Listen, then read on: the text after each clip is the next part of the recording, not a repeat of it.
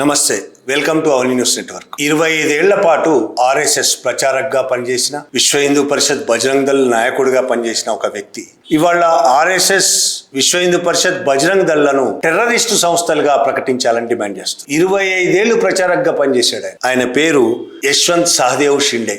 ఇవాళ కొత్తగా చేస్తున్నారు. ఆయన 1990లో ఆర్ఎస్ఎస్ లో చేరాడు. 90 నుంచి ఆర్ఎస్ఎస్ కార్యకలాపాల్లో ఉన్నాడు. 2015 దాకా 25 ఏళ్ల పాటు ఆయన ఆర్ఎస్ఎస్ లో పనిచేశాడు. జమ్మూ కాశ్మీర్ లో పనిచేశాడు, మహారాష్ట్రలో పనిచేశాడు, అనేక రాష్ట్రాల్లో పనిచేశాడు. ఆయన 2015 నుంచి చెప్తున్నాడు. ఇవాళ మళ్ళీ ఆ డిమాండ్ ఎందుకు వచ్చిందంటే, ఆయన కొంతకాలంగా ఆర్ఎస్ఎస్ రిజిస్ట్రేషన్ చేసుకోవాలని, ఆర్ఎస్ఎస్ తన ఫైనాన్షియల్ లావాదేవీలన్నింటినీ ప్రభుత్వం ముందు ఉంచాలని డిమాండ్ చేస్తున్న కర్ణాటక హోంమంత్రి ప్రియాంక్ ఖర్గేకు ఈ యశ్వంత్ సహదేవ్ షిండే ఒక లేఖ రాశాడు. ఖర్గే కాదు, హోంమంత్రి అమిత్ షా కూడా లేఖ రాశాడు. ఆ లేఖలో ఈ 3 సంస్థలను వెంటనే టెర్రరిస్ట్ సంస్థలుగా ప్రకటించాలని ఆయన డిమాండ్ చేశారు. ఈయన యశ్వంత్ 1990 నుంచి పనిచేస్తాడు. 94లో జమ్మూ కాశ్మీర్ లో పనిచేశాడు. అక్కడ ఆర్ఎస్ఎస్ సీనియర్ కార్యకర్త ఇంద్రేష్ కుమార్ ఈయనను రాజౌరి, జవహర్ నగర్ ప్రాంతంలో నియమించారని ఆయన చెప్పుకున్నాడు. ఆ తర్వాత 1995లో జమ్మూ కాశ్మీర్ లో ఆర్ఎస్ఎస్ ప్రచారకగా పనిచేశాడు. ఆ తర్వాత విహెచ్పి బజరంగ్ దళ్ కూడా నాయకుడిగా, బజరంగ్ దళ్ అధ్యక్షుడిగా కూడా కొంతకాలం పనిచేశాడు, మహారాష్ట్ర అధ్యక్షుడిగా. ఆయన చాలా వివరంగా కొంతకాలంగా బాంబు పేలుళ్లకు సంబంధించి, బాంబు తయారీలకు సంబంధించి చాలా వివరంగా చెప్తున్నాడు. नमस्कार, मी यशवंत शिंदे, राष्ट्रीय स्वयंसेवक संघाचा. मी 1995 साली जम्मू काश्मीरला प्रचारक होतो. अनेक वर्ष बजरंग दल, विश्व हिंदू परिषद आणि संघाचं काम पाहिलं. अनेक महत्वाच्या जबाबदाऱ्या घेऊन कामं केली. 2006चा जो नांदेडला बॉम्बस्फोट झाला, त्या प्रकरणात मी काल 29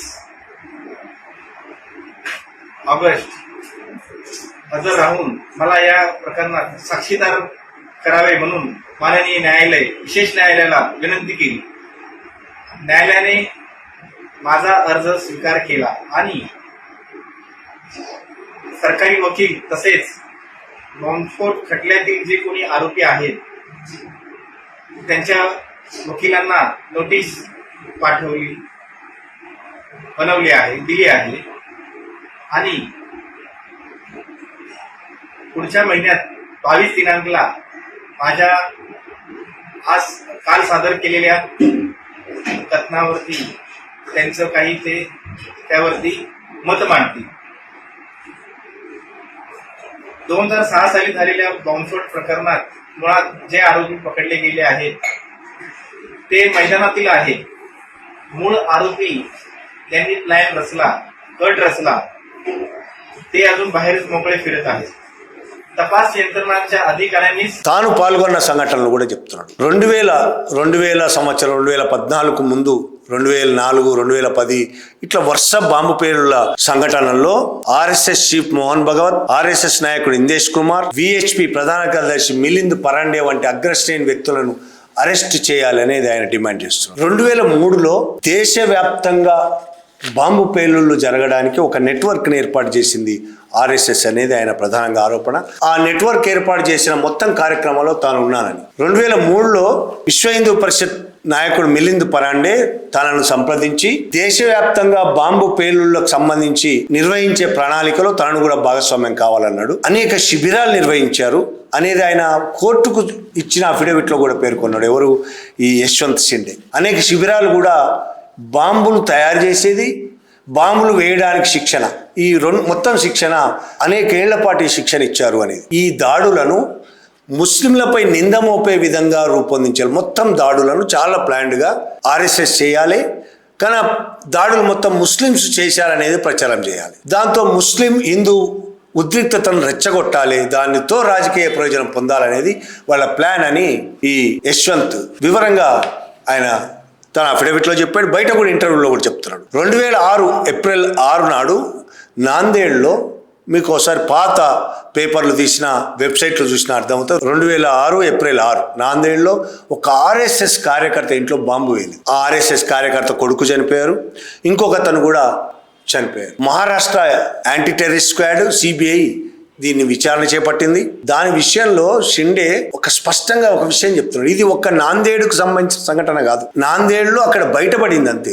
దేశవ్యాప్తంగా ఇట్లాంటివి చాలా తయారీ కేంద్రాలు, బాంబు తయారీ కేంద్రాలు, ఆర్ఎస్ఎస్ కార్యకర్త ఇంట్లో కూడా బాంబు తయారీ కేంద్రమే ఉంది. బాంబులు తయారు చేస్తున్న క్రమంలోనే పేలిపోయి ఆర్ఎస్ఎస్ కార్యకర్త కొడుకు చనిపోయాడు, ఇంకొక అతను చనిపోయాడు. అట్లా దేశవ్యాప్తంగా తయారీ శిబిరాలు ఉన్నాయి. అనేక రాష్ట్రాల్లో ఈ శిబిరాలను ఏర్పాటు చేశారు. అనేక కుట్రల్లో భాగంగానే నాందేడ్లో కూడా ఒక కుట్ర కోసమే ఆ విధంగా బాంబు తయారీ చేశారు బాంబులు అనేది ఆయన చెప్పాడు. దాంట్లో భాగంగా ఈ నాందేడ్ కేసుకు సంబంధించి తనను కూడా ఒక సాక్షిగా పరిశీలించాలని ఆయన కోర్టును ఆశ్రయించాడు. ఆశ్రయిస్తే అప్పుడు జడ్జి ఈయన సాక్షిగా పరిశీలించడానికి తీసుకున్నాడు, సాక్షిగా అంగీకరించాడు. అంగీకరించిన 2-3 రోజులకే జడ్జి బదిలీ అయిపోయాడు. ఎందుకు బదిలీ అవుతారో మనకు తెలుసు. కొత్త జడ్జి వచ్చి నన్ను సాక్షిగా అంగీకరించలేదు, తిరస్కరించారు. 2022లో ఆయన ఒక అఫిడవిట్ దాఖలు చేశాడు ఇదే కేసుకు సంబంధించి. అందులో ఏం చెప్పాడంటే, దేశవ్యాప్తంగా హిందుత్వ సంస్థలు, ఆర్ఎస్ఎస్ అనుబంధ సంస్థలన్నీ వరుస బాంబు పేలుళ్లు జరిపాయి. ఆ పేలుళ్ల ద్వారా ముస్లింలు పేలుళ్లు జరిపారని చెప్పి దేశంలో ఒక రకమైన ముస్లిం వ్యతిరేకతను రెచ్చగొట్టి హిందూ ఓటు బ్యాంకును తమకు అనుకూలంగా మార్చుకోవడం ద్వారానే 2014 ఎన్నికల్లో గెలిచారు అనేది ఆయన అఫిడవిట్లో పేర్కొన్న అంశం. రాజకీయ లాభం కోసం ఈ పేలుళ్ళన్నీ జరిగాయి. అయితే ఈ పేలుళ్లలో 2014 తర్వాత బీజేపీ అధికారంలోకి వచ్చిన తర్వాత ఈ పేలుళ్లకు సంబంధించి అన్ని కేసులు దాదాపు కొట్టేశారు.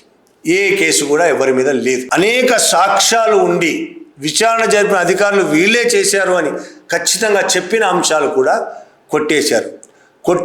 కొట్టేయరు, శిక్ష వేస్తారనే జడ్జిలు ట్రాన్స్ఫర్ అయిపోయారు. ఈయన సాక్ష్యం తీసుకున్న జడ్జి ఎట్లయితే ట్రాన్స్ఫర్ అయ్యాడో అట్లనే ట్రాన్స్ఫర్లు అయిపోయారు. కొత్త జడ్జిలు వచ్చారు, వాళ్ళకి కావాల్సిన జడ్జిలు వచ్చారు, మొత్తం నిర్దోషులుగా విడుదలయ్యారు. ఇంకొక ముఖ్య విషయం చెప్పాడు ఈయన.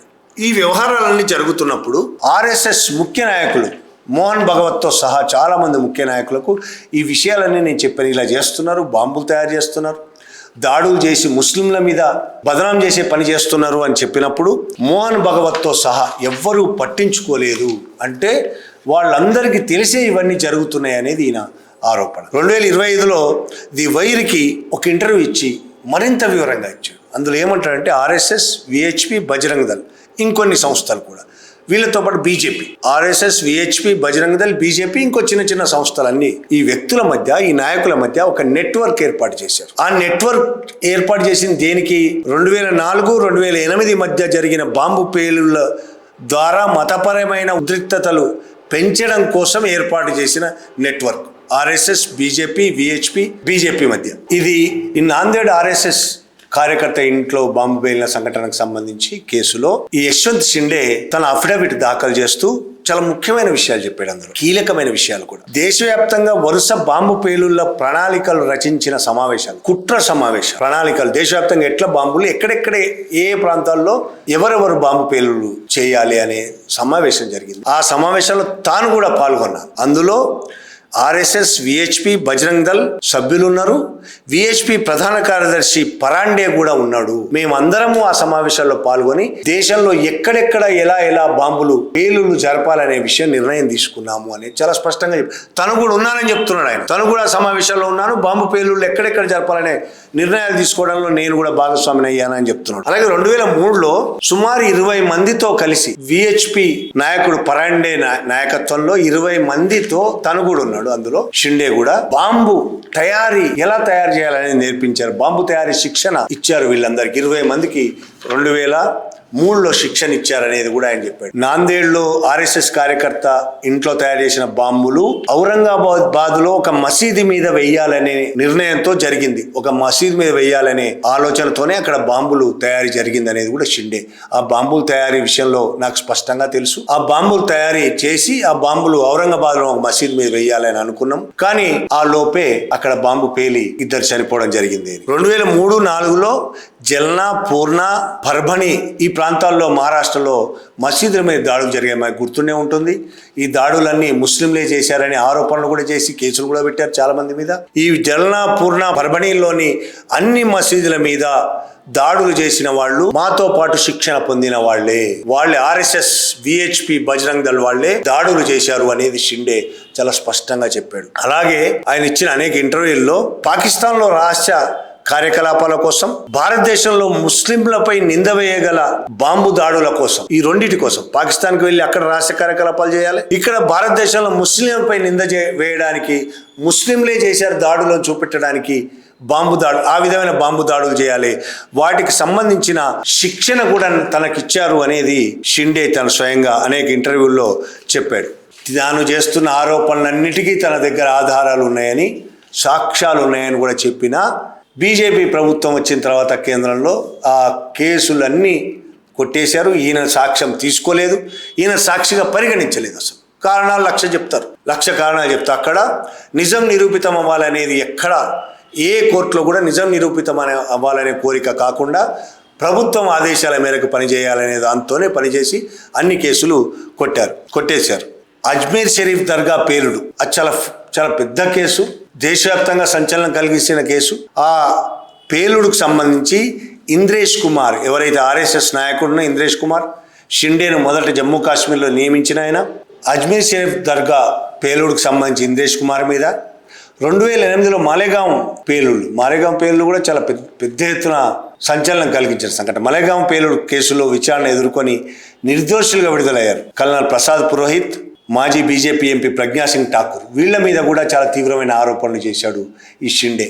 వాళ్ళు శిక్షణలో పాల్గొన్నారని, వాళ్ళు కూడా ఈ దాడుల్లో ప్రత్యక్షంగా అనేక రకాల సహకారం చేయడమే కదా ప్రత్యక్షంగా పాల్గొన్నారనేది కూడా ఆయన ఆరోపణలు చేశారు. ఈయన ఇంకా చాలా ఆరోపణలు చేశారు. పోఖ్రాన్ పరీక్షలు, కార్గిల్ యుద్ధం, గుజరాత్ మారణకాండ, పుల్వామా దాడి, ఆర్టికల్ 370 రద్దు, ఇలా ఈ అనేక అంశాల మీద బీజేపీ ఆర్ఎస్ఎస్ నాయకుల మీద చాలా ఆరోపణలు చేశాడు. చాలా కుట్ర పద్ధతిలో వ్యవహరించారు. ముస్లింల మీద ముస్లిం టెర్రరిస్టులు అనే బూచి ప్రపంచానికి చూపించడం కోసం వీళ్ళే టెర్రరిస్టులుగా మారి దాడులకు పాల్పడ్డారు, అనేక మంది చావులకు కారణమయ్యారు, హత్యలు చేశారు, బాంబులు పేల్చారు, అవన్నీ ముస్లింల మీద బనాయించారు అని చెప్తూ యశ్వంత్ సహదేవ్ షిండే ఈ 3 సంస్థలను టెర్రరిస్ట్ సంస్థలుగా ప్రకటించాలని చెప్పి హోంమంత్రి అమిత్ షాకు, కర్ణాటక హోంమంత్రి ప్రియాంక్ ఖర్గేకు లేఖలు రాశారు. దీన్ని బట్టి మనకు ఈ ఆర్ఎస్ఎస్లో పనిచేసి వచ్చిన చాలామంది ఈ విధంగా పుస్తకాలే రాశారు. కొంతమంది అయితే మన రాయలసీమకు సంబంధించిన ఒక వ్యక్తి కూడా చాలా పెద్ద ఎత్తున ఆరోపణలు చేస్తూ పుస్తకాలు రాశారు. ఎంత దుర్మార్గంగా ప్రవర్తిస్తారు వీళ్ళు అనేది, వీళ్ళు ఎంత కుట్ర పద్ధతుల్లో ప్రవర్తిస్తారు. ఈ దేశ ప్రయోజనాల కోసం వాళ్ళ పనులు ఏవి ఉండవు. వాళ్ళ పనులు మొత్తం దేశ ప్రజలకు వ్యతిరేకంగానే ఉంటాయి తప్ప వాళ్ళ కుట్రలు, దాడులు, బాంబు దాడులు, ప్రచారాలు అన్నీ కూడా దేశ ప్రజలకు వ్యతిరేకంగానే ఉంటాయి. వాళ్ళ బ్రాహ్మణీయ సమాజాన్ని స్థాపించడం కోసం, కార్పొరేట్ కంపెనీలకు లాభాలు చేకూర్చడం కోసం మాత్రమే వాళ్ళ ప్రణాళికలు ఉంటాయి. దానికోసం దేశంలో ఎన్ని అక్రమాలు చేయాలో, ఎంత విధ్వంసం సృష్టించాలో అంత సృష్టిస్తారు అని అనేక మాజీ ఆర్ఎస్ఎస్ కార్యకర్తలు చెప్తూ వచ్చారు. మాజీ ప్రచారక్ యశ్వంత్ సహదేవ్ షిండే కూడా ఇదే పని చేశాడు. Thank you very much.